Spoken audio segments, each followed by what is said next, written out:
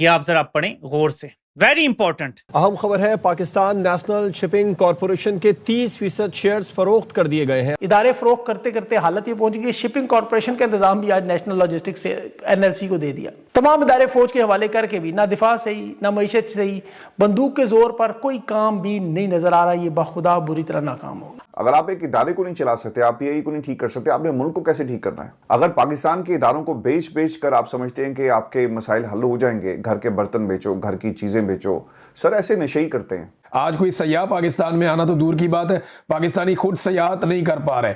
हत्ता के बड़े अरसे के बाद ये खबर आई, कई दहाइयों तक स्वात के अंदर जो सरीना होटल था बड़ा जबरदस्त, वो भी अब शायद बंद होने जा रहा है। ये जहालत और इनकॉम्पिटेंस की वजह से हुई। मैं कहता हूं कि मईशत दानों को यार एक बात किया करो, ये गुलाटियां आपके मारने की वजह से ना मईशत में बड़ी प्रॉब्लम हो रही है। कभी आप बोल रहे हो अच्छी चल रही, कभी बोल रहे हो बुरी चल रही है, रात को बोल रहे हो बुरी चल रही है, सुबह बोल रहे हो अच्छी चल रही है। एक बात करो।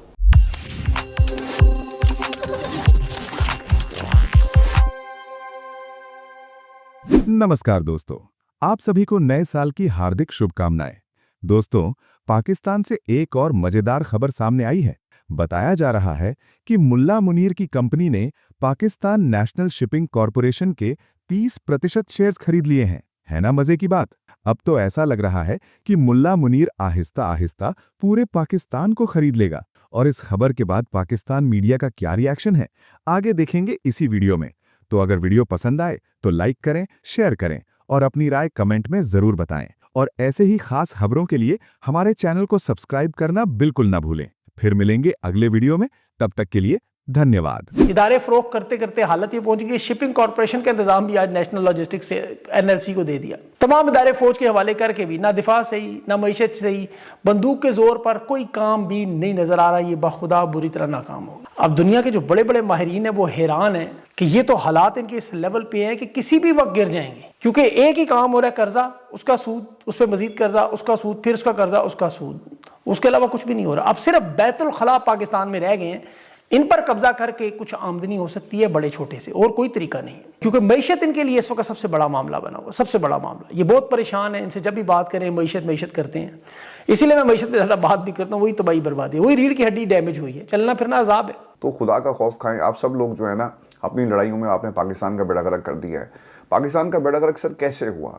आज इस मुल्क के अंदर मैं आपको क्विकली एक रीकैप करवा दूं अपने मुल्क के लुटने की दास्तान, कि हमारे मुल्क को सर OLX के ऊपर आप लगा दें, बराए फौख्त का बोर्ड लगा दें। ये पहले शिकारगाह बना, शिकारगाह से आप शिकारी बने, हम शिकार बने। आपके लिए कभी हिल स्टेशन बन जाता है, कभी आपके लिए लूटने का मैदान बन जाता है। यहाँ के इदारे आपको जो है वो सोने की कानें नजर आती हैं, जिनको आप बेच बेच कर जो है अपने गलतियों को, कोताहियों को, गलत फैसलों को कवर अप कर रहे हैं। पाकिस्तान नेशनल शिपिंग कॉरपोरेशन को दरपेश मिसाइल और चैलेंजेस के मद्देनजर हुकूमत पाकिस्तान ने नेशनल लॉजिस्टिक्स सेल को PNSC की मैनेजमेंट संभालने की जिम्मेदारी सौंपने का फैसला किया। रीस्ट्रक्चरिंग के हिस्से के NLC तौर पर शिपिंग कॉरपोरेशन के 30% हिस्से की मार्केट वैल्यू पर जांच की जाएगी। NLC जरूरी सरमायाकारी करके बेड़े की मजबूती और तोसी में सरमायाकारी करेगा। हुकाम का कहना है कि NLC और PNSC के इंतजाम से माली बुनियाद मजबूत होगी, सरमायाकारी आएगी, लॉजिस्टिक इंफ्रास्ट्रक्चर को मैरी टाइम ऑपरेशन से हम किए जाएंगे और वगैरह वगैरह। मैं इस पर मजीद आपकी इस खबर की डिटेल्स में नहीं जाऊंगा, कुछ फिगर्स है मैं कोर्ट आगे जाकर कर देता हूँ। लेकिन मेरा एक सवाल ये है कि ये इदारे जब प्राइवेटाइज कर दिए जाए तो ठीक हो जाएंगे, तो क्या पाकिस्तान की हुकूमत के अंदर कैपेसिटीज इशूज हैं कि वो चला नहीं सकते? फिर ये मामला है ना, अगर आप एक इदारे को नहीं चला सकते, आप PI को नहीं ठीक कर सकते, आपने मुल्क को कैसे ठीक करना है? अगर पाकिस्तान के इदारों को बेच बेच कर आप समझते हैं कि आपके मसाइल हल हो जाएंगे, घर के बर्तन बेचो, घर की चीजें बेचो, सर ऐसे नशे ही करते हैं। जब उसके को घर से कुछ नहीं मिलता ना, तो वो क्या करता है, फिर वो आहिस्ता आहिस्ता ना कहीं और जो है उसकी नजर पड़ती है। मैंने बहुत सख्त अल्फाज कह दिए, लेकिन ये बात दुरुस्त है। वो घर की एक एक चीज को बेचना शुरू कर देता है। आखिरकार एक वक्त ऐसा आता है कि वो अपने इर्द गिर्द इंसानों को देखना शुरू कर देता है। ये काम तो वो करते हैं। अगर पाकिस्तान के इदारे आप PI को बेच देते हैं, आप किसी और को बेच देते हैं, आप इनको चला नहीं सकते, तो इट मीन्स कि आपके कैपेसिटीज इश्यूज हैं। तो आपने मुल्क को क्या खाक चलाना है, मईशत को क्या आपने खाक ठीक करना है? सर ये जो कंपनियां मुल्क छोड़कर जा रही हैं, ये किससे सवाल किया जाए? आप पाकिस्तान की एस्टेब्लिशमेंट में बात करेंगे तो आपको जो है वो उठा लिया जाएगा। ऐसा ही हो रहा है ना, आपको मजबूर किया जाएगा कि आप मुल्क छोड़कर चले जाएं। आप तनकीद करें कि अच्छा ये सब कुछ ये लेकर जा रहे हैं। अगर आप हुकूमत में बात करें तो पीका आप लगा देते हैं। तो इस मुल्क का बेड़ा गर्क करने में इन सब लोगों का हाथ है और हमारा मुल्क जो है फॉर सेल इन्होंने कर दिया है। OLX पे बेच ही डालें, किराए पर दे दें, किसी को दे दें, कम से कम आप लोगों के अब बस की बात नहीं कि पाकिस्तान को आप चला सकें। जराए बताते हैं जी कि सुने, PNSC 45 जहाज़ों से घटकर अब सिर्फ 13 जहाज चला रही है, जिनमें से ज़्यादातर पुराने हैं। 50% फ्लीट की उम्र 20 साल से ज़ायद है। अगरचे कॉरपोरेशन ने माली साल 25-24 तकनीकी तौर पर खालिश मुनाफा जाहिर किया, तहम ये दादा-शुमार गहरी स्ट्रक्चरल कमजोरियों को छुपाते हैं। आमदन में साल बसाल तकरीबन 19% कमी, मजमूई मुनाफा की शरह कम होकर 29%। यानी ये नंबरों का जो आंकड़ा है ना, इसके जरिए आपको घसीटा जाता है। अभी अब आपको कहा जाता है कि जनाब देखें, हमारे पास 15-20 अरब रुपया जो है वो हमारे रिजर्व्स में पड़ा हुआ है। अगर कोई इसकी बाइफर्केशन में जाए, इसकी तकसीम में जाए, तो आपको पता चलता है कि ये 15 अरब कैसे है। सर, इसमें से 12 अरब तो वो पैसा है जो आपने लेफ्ट राइट अपने दोस्त ममालिक से लिया हुआ है, जिनके लिए हम काम कर रहे हैं, जिनकी हम जंगें जो हैं जाकर ख़त्म करवाते हैं या जिनको सपोर्ट करते हैं। ठीक हो गया। बाकी पैसा जो है वो आपको 1.समथिंग अरब जो है वो आपको दिया आपके IMF ने। आपने क्या किया? आपने कुछ नहीं किया। यानी ये उधार की सरकार है, डंडे की सरकार, उधार की सरकार, जुल्म की सरकार। ये है पाकिस्तान की सरकार कि मुल्क को बेच ही दो इससे और तुम्हारे कलेजे में ठंड पड़ जाएगी। कंपनियां क्या करती हैं, जब उनको सरमाया नजर नहीं आता ना, वो कहती हैं यार जान छुड़ाओ, बेचो। अब पाकिस्तान को भी इन्होंने ना एक ऐसी कंपनी के तौर पर चलाना शुरू कर दिया है जिसमें कुछ स्टेक होल्डर्स हैं, बोर्ड ऑफ गवर्नर्स है, आपकी एक मैनेजिंग, आपकी एक एम्पायर है, उसमें से कुछ लोग जो हैं वो एस्टेब्लिशमेंट के हैं, कुछ सरकार के हैं, और ये गवर्नमेंट जो है वो चलाई जा रही है बतौर एक कंपनी जो है वो चलाई जा रही है। पाकिस्तान में जो लोग, जो शहबाज शरीफ की गवर्नमेंट अगर किसी एक इदारे को नहीं चला सकती ना सर, तो फिर याद रखिएगा वो सरकार कभी भी अपने मुल्क को चला नहीं सकती, और सब जो है ये झूठ का पलंदा है। नादरीन, एक और इदारा जो है वो पाकिस्तान की फौज के ज़ेली इदारे ने अपने कंट्रोल में ले लिया, और ये है जनाब पाकिस्तान शिपिंग कॉरपोरेशन। ये एक और इदारा गया नादरीन।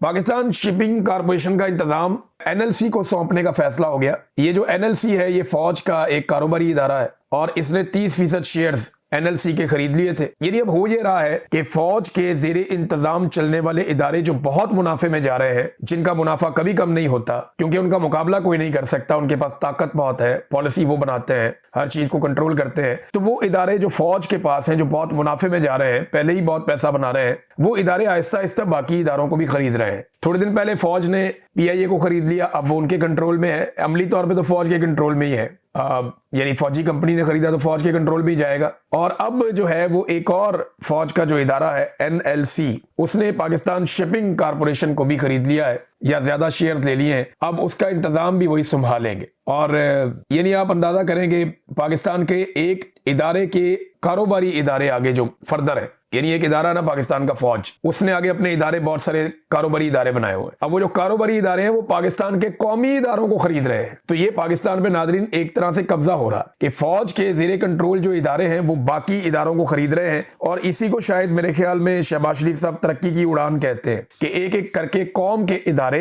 एक इदारे के इदारों को आगे बेचे जा रहे हैं। ये पाकिस्तान के साथ किया जा रहा है। ये जिस स्टेज पे इस वक्त मौजूद है ना, इनके नीचे से सारे पिलर खोखले हो गए हैं और ये किसी वक्त भी धड़म से गिर जाएंगे। ये एक हकीकत है जिससे ये भाग नहीं सकते। अब ये तो कहते हैं कि मईशत को हम बेहतर कर लेंगे, लेकिन इस वक्त अगर हम ग्राउंड रियलिटी की बात करें तो पाकिस्तान की मईशत को तारीखी तबाही की तरफ धकेला आसिम मुनीर और शहबाज शरीफ ने मिलकर। पाकिस्तान की मईशत कभी भी इतनी बुरी नहीं थी जितनी आज की तारीख में बुरी है। और ये खाली मैं नहीं कह रहा, सारे आदादो शुमार ये कह रहे हैं। आप किसी भी ताजर के पास जाएं, वो कहेगा कारोबार चल ही नहीं रहा। सर्दियों की शॉपिंग लोगों ने 70% कम की है। बेरोजगारी पाकिस्तान की तारीख के 2-3 दहाइयों के सारे रिकॉर्ड तोड़ चुकी है। सरमायाकारी 51 साल का रिकॉर्ड तोड़ गई है। इतनी कम सरमायाकारी पाकिस्तान में कभी नहीं आई जितनी अब आ रही है। पाकिस्तान से इतनी बड़ी तादाद में लोग कभी पाकिस्तान छोड़ कर नहीं भागे जितनी बड़ी तादाद में अब भाग रहे हैं। डॉक्टर्स जा रहे हैं, इंजीनियर जा रहे हैं, बहुत सारे और जो टेक्निकल शोबे उनमें काम करने वाले लोग पाकिस्तान छोड़ कर जा रहे हैं। ये अब हो रहा है। तो एक आप याद रखें कि मईशत को इन्होंने तबाह बर्बाद करके रख दिया।